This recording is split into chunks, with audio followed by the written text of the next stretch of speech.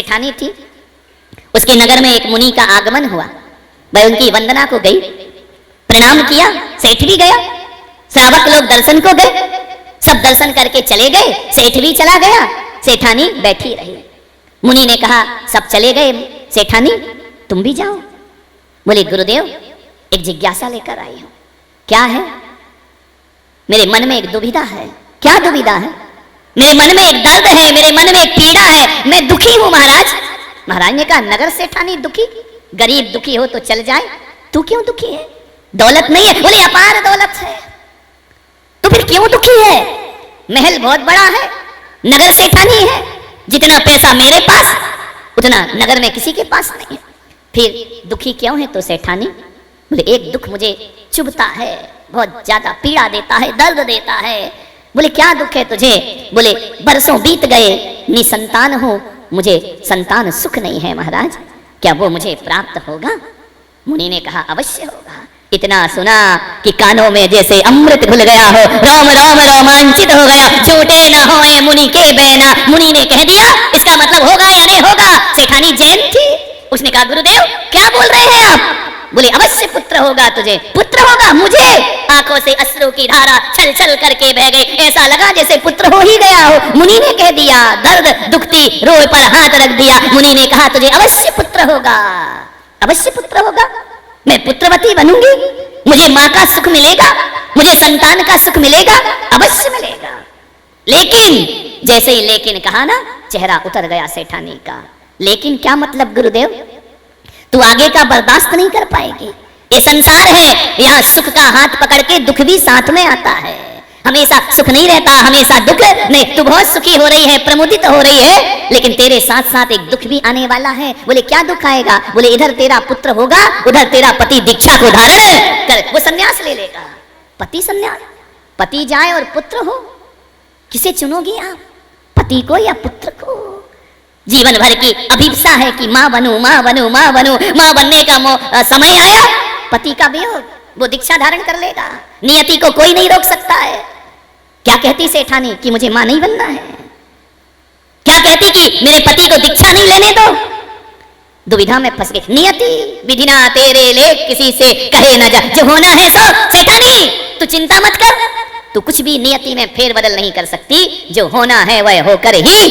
अब तू कहे कि पुत्र नहीं चाहिए तो ऐसा भी नहीं होगा, पुत्र तो तुझे होगा। और यहाँ पुत्र हुआ और वहां पति दीक्षा को धारण कर ले। दुविधा में फंस गई सेठानी।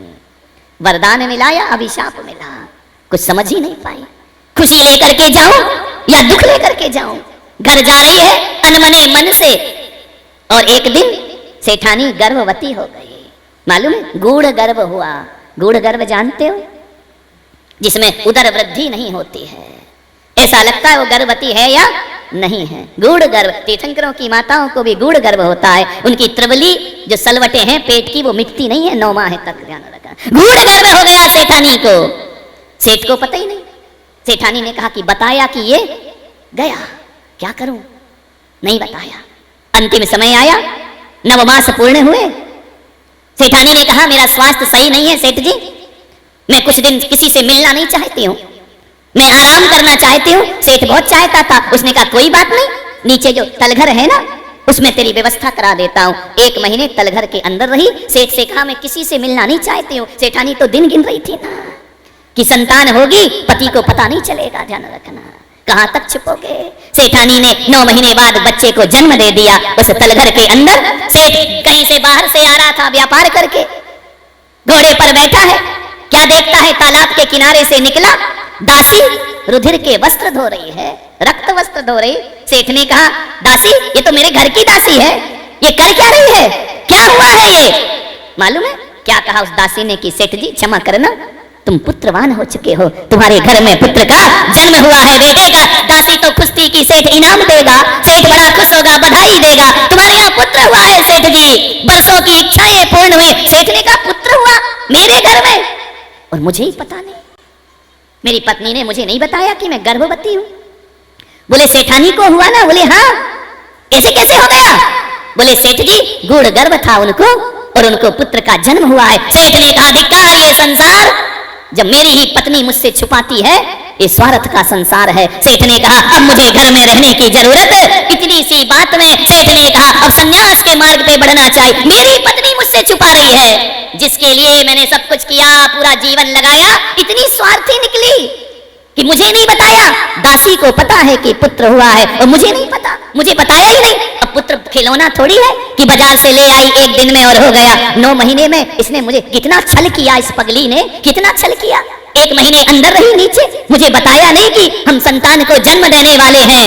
सेठ घर गया और जाकर के सेठानी से बोला लाओ ये सारी संपदा पुत्र के नाम करता हूँ और मैं यहाँ से विदा लेता हूँ। चले गए सेठ परम दिगंबर दीक्षा धारण किए, जाकर के संन्यास ले। नियति को कौन बदल सकता है, जो होना है वो होकर रहता है। सेठानी बिलख रही है पति के वियोग में। वैद्य बुलाए, ज्योतिषी बुलाए, ज्योतिषियों से कहा मेरे बच्चे का भविष्य देखो। बोले सेठानी जिस दिन तेरे बच्चे को पता चल गया कि संसार नश्वर है, उस दिन ये भी दीक्षा धारण कर लेगा। अरे सेठानी का मैं तो दोनों तरफ से लुट गई, पति भी गया और संसार के सुख ऐसे ही होते हैं। आज अच्छा होता है कल बुरा हो जाता है, आज सुख होता है कल दुख सामने आ जाता है। बड़े नाच गा के बेटे की शादी करते हो, बहू झगड़ालू आ जाती है, शादी का सारा सुख मिट्टी में मिल जाता है। संसार इसी का नाम है। करहूं तपस्या देह सो। चले गए सेठ। सेठानी ने कहा ऊपर वाले कक्ष में लाओ और मेरे पुत्र को संसार देखने नहीं मिलना चाहिए। नश्वरता देख ली तो वैराग्य ले लेगा। लाख उपाय करे, कोई लाख करे चतुराई, कर्म का लेख मिटे ना रे भाई, कर्म का लेख मिटे ना रे भाई। इस दुनिया में कर्म के आगे चले ना किसी का उपाय। कागज हो तो हर कोई बाँचे, कर्म न बाँचा जा। एक दिन इसी किस्मत के कारण बन को गए थे रघुराई रे, कर्म का लेख मिटे ना रे भाई। जरा समझो इसकी सच्चाई रे, कर्म का। कितने हम कर्मों के लेख को बदलने का प्रयास करते हैं। नादान हैं जो परिस्थितियों को बदलने का प्रयास करते हैं। नहीं, जो होना है वह होकर ही रहेगा। बंद कर दिया कमरे में। मालूम इतना बड़ा हो गया पुत्र, जवान हो गया, दुनिया नहीं देख लेती। मोह ने बांध लिया बंधन में, कहीं नहीं जा सकता, तो अंदर ही रहेगा। मालूम है एक दिन वहां पर राजधानी में रत्न कंबल बेचने वाला आया। रत्नों के कंबल राजा को दिखाया। राजा ने कहा नहीं, मेरे पास प्रजा का धन है, मैं अपने सुख के लिए इतना महंगा कंबल नहीं खरीद सकता हूँ। जाओ ले जाओ, हमें नहीं लेना है। जैसे राजधानी से लौटा, गांव में पहुंचा, नगर में सेठानी को दिखाया। सेठानी ने कहा रत्न कंबल इतना सुंदर। बोले हाँ मुझे दे दे। खरीद लिया सेठानी ने। मालूम है किस्मत कहाँ कहाँ ले जाती है। राजा ने ठुकराया, सेठ ने खरीद लिया, सेठानी ने खरीद लिया। बोले मेरा तो मेहनत का पैसा है, राजा का प्रजा का होगा, मैं तो खरीदूंगी। बहुत प्यार करती थी पुत्र को। मालूम है कंबल का क्या किया, कंबल लेकर के उसकी जूतियां बना दी। रत्नों की जूतियां बच्चे को पहना रही है। ओढ़ने के लिए नहीं लिया, क्योंकि उनका बोझ वो सहन ही नहीं कर सकता था। जूतियां बना दी। एक दिन जूती छत पर सूख रही थी, एक चील आई और जूती को उठा करके ले। वो मांस समझी कि मांस का टुकड़ा होगा। लाल जूती थी, मखमल की उठा करके ले गई, राजा के महल में छोड़ दिया। राजा ने कहा ये किसकी जूती है, इतनी महंगी रत्न कंबल की जूतियां? अरे ये तो वही कंबल है जिसे मैं नहीं खरीद पाया। राजा ने कहा कौन है मेरे नगर में इतना धनपति, एक तो कंबल खरीदे और उसके बाद उसकी जूतियां बना दे, इतना धनाढ्य कौन है? राजा ने कहा पता करो मेरे नगर में कौन ऐसा धनपति है। पता चला एक सेठ की सेठानी है। राजा ने कहा हम मिलेंगे उससे। गए मिलने के लिए। मालूम क्या हुआ, जाकर के मिले। सेठानी ने बड़ा स्वागत किया। सम्राट मेरे घर आए, राजा मेरे घर आए, आरती उतारी, अंदर ले गई। राजा ने कहा ये जूतियां तुमने बनाई हैं? हाँ महाराज मैंने बनाई। किसके लिए? अरे अब कैसे बोले? बोली कि राजा कहेगा मिलूंगा, और मिला कि बेटा गया। किस्मत कैसे होती है, मैंने तो किसी से मिलने ही नहीं दिया। राजा ने कहा कि सेठानी बोलो किसके लिए बनाई है? झूठ बोले तो राजा फांसी पे चढ़ा देगा, नहीं बोले तो राजा कहेगा बोल। तकदीर कहां ले जाती है। डरी डरी दबी आवाज में बोली, महाराज मेरा एक पुत्र है, रत्नों के जूते पहनता है, इतने महंगे, मुझे उस पुत्र से मिलवाओ। सेठानी ने कहा, महाराज मैं सब कर सकती हूँ, ये नहीं कर सकती हूँ। ऐसा कैसा पुत्र है? जितना सेठानी मना करे राजा की जिज्ञासा उतनी बढ़ती जाए कि नहीं मैं तो देख, वो नहीं मिलेगा महाराज आपसे। क्यों नहीं मिलेगा? चोर है? अरे महाराज ऐसी बातें मत बोलो, तो क्यों नहीं मिलेगा? सेठानी मेरा आदेश है, हुक्म है, कहाँ है तुम्हारा पुत्र, हमें उससे मिलना है। सेठानी क्या करती लाचार, ले गई ऊपर कक्ष में, आरती उतारी राज की, दरवाजा खोला, जगमगा रहा है कक्ष, झिलमिला रहा है। राजा ने कहा, सेठानी बहुत पैसा है तुम्हारे पास, मालूम है? आरती उतारी राजा की, क्या देखती है? उसकी आंख में बच्चे की आंसुओं की धार बह गई। सेठानी ने कहा, महाराज बैठो। सरसों छिड़की, वह सरसों उचट करके उसके आसन पे चली गई बच्चे के। रानी सेठानी ने कहा, महाराज भोजन करो। बोले, हम यहीं भोजन करेंगे, यहीं पर लेकर के आओ। भोजन किया। क्या देखता है राजा कि बच्चा रो रहा है और सीधा नहीं बैठ रहा, ऐसा ऐसा हो रहा है। और चावल देते हैं तो यूं करता है, फेंक देता है, पूरा चावल फेंक दिया उसने। सेठानी से पूछा, ये क्या करता है? बोले, महाराज इसने कभी जीवन में आग नहीं देखी, इसने कभी सूर्य का प्रकाश नहीं देखा, ये रत्नों की रोशनी में पला है। आज तुम्हारे स्वागत में मैंने आरती उतारी ना, तो उसके ताप से इसकी आंख में आंसू आ गए। महाराज ये देखता नहीं है कि दीपक क्या होता है, इसने कभी इस कक्ष से बाहर नहीं जाता। देखो ना महाराज, पूरा कमरा रत्नों से चमक रहा है, दमक रहा है। महाराज ने कहा, ये हिल क्यों रहा, सीधा क्यों नहीं बैठता? बोले, वो जो राई का दाना है ना, वो इसके आसन में चला गया होगा, वो इसको चुभ रहा है। राई का दाना चुभ रहा है? बोले, हाँ। इतना सुकुमार? बोले, हाँ। तो बोले, ये चावल फेंक क्यों रहा है? बोले, ऐसे चावल नहीं खाता ये, रात को तालाब में कमल पत्र में चावल को गलाना पड़ता है, फिर चावल पकता है, फिर ये खाता है, ये कठोर चीज नहीं खा सकता अपनी जुबान से। महाराज ने कहा, ऐसा पुत्र, कंचन सी काया, इतना गुलाब जैसा कोमल कोमल वदन, जिसका पंखड़ियों जैसा लाल लाल गुलाबी रंग, बहुत सुंदर पुत्र है तुम्हारा। राजा ने देखा और चला गया। पुत्र ने पूछा, माँ ये कौन थे? बोले, तू चुप कर, कोई नहीं थे, ऐसे ही थे। बच्चे ने कहा, छोड़ो, क्या करना है। दरवाजा बंद कर दिया। किस्मत मालूम है क्या हुई? पीछे उद्यान था, पिताजी मुनि महाराज विहार करते करते उद्यान की तरफ आ गए। जैसे ही आए, कहानी आपको मालूम है, समय हो गया चातुर्मास स्थापना का, अब कहीं नहीं जा सकते, यही करेंगे चातुर्मास। दासियों ने देखा, सेठानी सेठानी। बोले, क्या? बोले, मुनि महाराज आए। बोले, चुप कर, मेरे पुत्र को उनके दर्शन भी नहीं होना चाहिए, उनके पास लेकर भी मत जाना, और आज के बाद छत पर जाने की जरूरत। जाओ, सैनिकों से कहा उस मुनि को बाहर करो। सैनिक सिर झुकाए खड़े हैं, वो ऐसे वैसे मुनि महाराज नहीं है। कौन है? तुम्हारे सेठ है। मेरा सेठ यहाँ आके तपस्या कर रहा, चतुर्मास, क्या कर रहे हो यहाँ? गई महाराज के पास, आप जाओ यहाँ से, मेरा जीवन बर्बाद मत करो। मुनि ने कहा, हमारे तो चातुर्मास का समय हो गया, हम तो कहीं जा नहीं सकते, आज से ही चातुर्मास लग गया है। सेठानी ने कहा, कोई बात नहीं, मेरे पुत्र को दर्शन मत देना कभी। चली गई सेठानी। 4 महीने बच्चे को बाहर नहीं निकलने दिया। भोजन अंदर, हर चीज अंदर, स्नान अंदर, सब कुछ अंदर। मालूम है, सेठानी के बगीचे में जो फूल लगे रहते थे ना, वो रात में तोड़ लिए जाते थे, क्योंकि झरता हुआ फूल देख लिया तो इसे वैराग्य हो जाएगा, पीला पत्ता देख लिया वैराग्य हो जाएगा। क्षणभंगुरता के सारे दृश्य उस सेठानी ने अपने महल से सब तरफ से हटा दिए। बिजली चमकते नहीं देखना चाहिए, ऐसे कुछ मत दिखाओ, ऐसी मोह में अंधी हुई वह माँ। क्या हुआ? एक दिन चतुर्मास का विसर्जन होने लगा। मुनि महाराज सुबह सुबह भक्ति पाठ पढ़ रहे, झरोखा खुला रह गया। क्या देखता है, कोई कुछ पढ़ रहा है। देखा, अरे ये नग्न व्यक्ति कौन बैठा है, ये क्या पढ़ रहा है। उसने दासी को बुलाया, दासी आओ, ये कौन है। दासी ने झट से खिड़की बंद कर दी। पागल हो तुम, मत देखो। वो कपड़े क्यों नहीं पहनते हैं? बोले, रहने दो, वो पागल है, उनका दिमाग खराब है। उसने सेठानी से कहा कि माँ, पागल कौन होता है? उसने तो जाना ही नहीं कि पागल कौन है। अरे बोले, वो पशु है। माँ ये तो बता, पशु कौन होता है?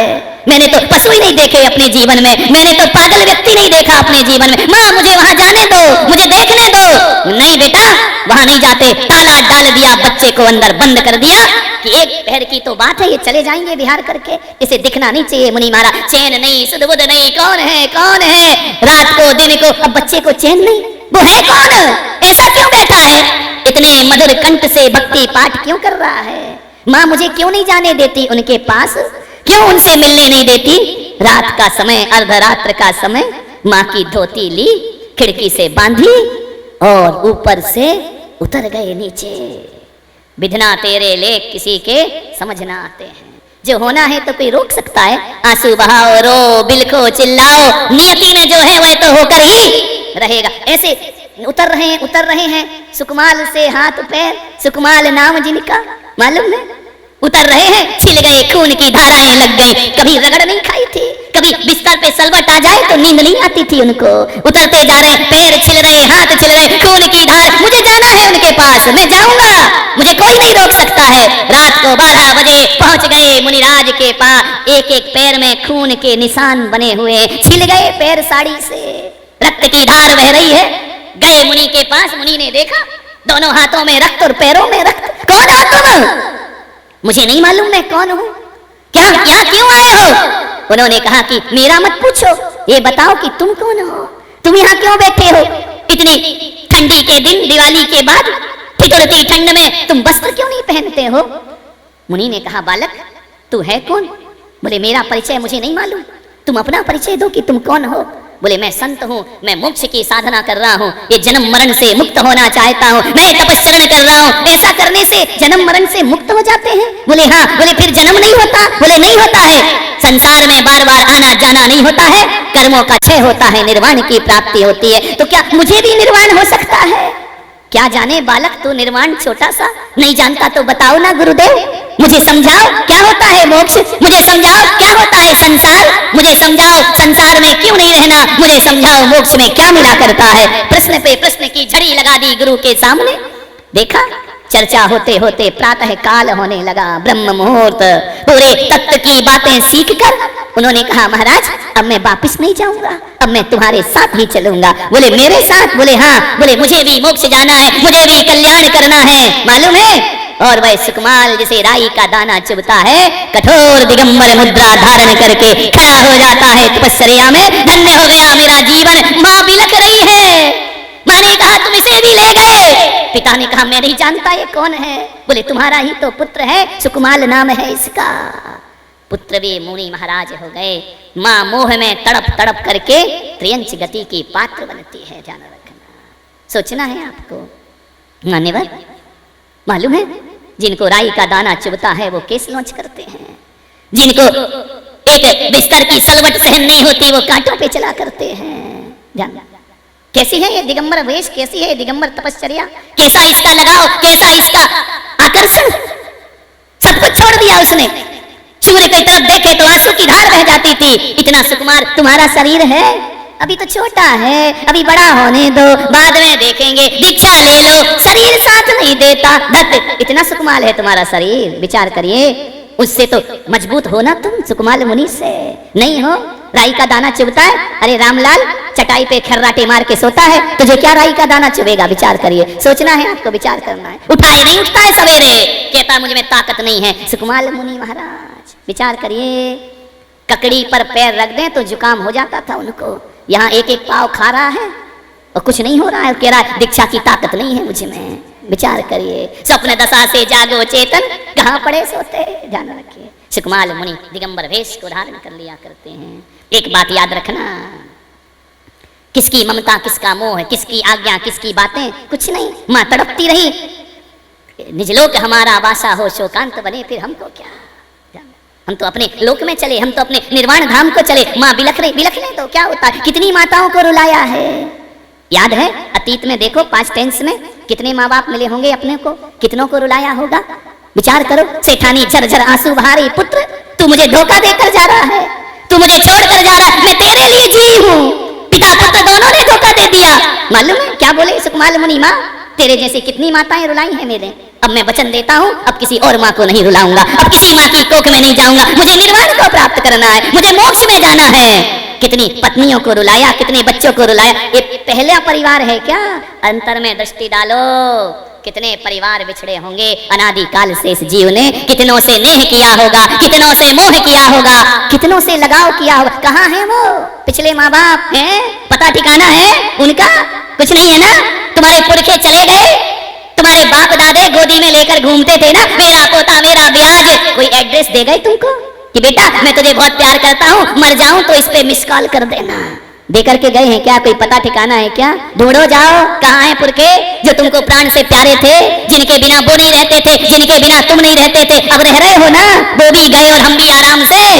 क्या व्यर्थ की बातें करना, पुरुषार्थहीनता की। बच्चों का क्या होगा, पत्नी का क्या होगा, इसका क्या होगा? पागल हो क्या? एक काल का गाल पर पड़ेगा ताल, सब रह जाएगा, ध्यान रखना। आंख मूंदते ही सब रिश्ते टूट जाते हैं, माँ बहन बच्चे बीवी छूट जाते हैं, ध्यान रखना। सुकमाल मुनि ने कहा कि नहीं, व्यर्थ है संसार, मुझे इसमें नहीं फंसना है। चले गए मुनि महाराज। जहां जहां चलते वहां वहां खून की धार बहती, ध्यान रखना।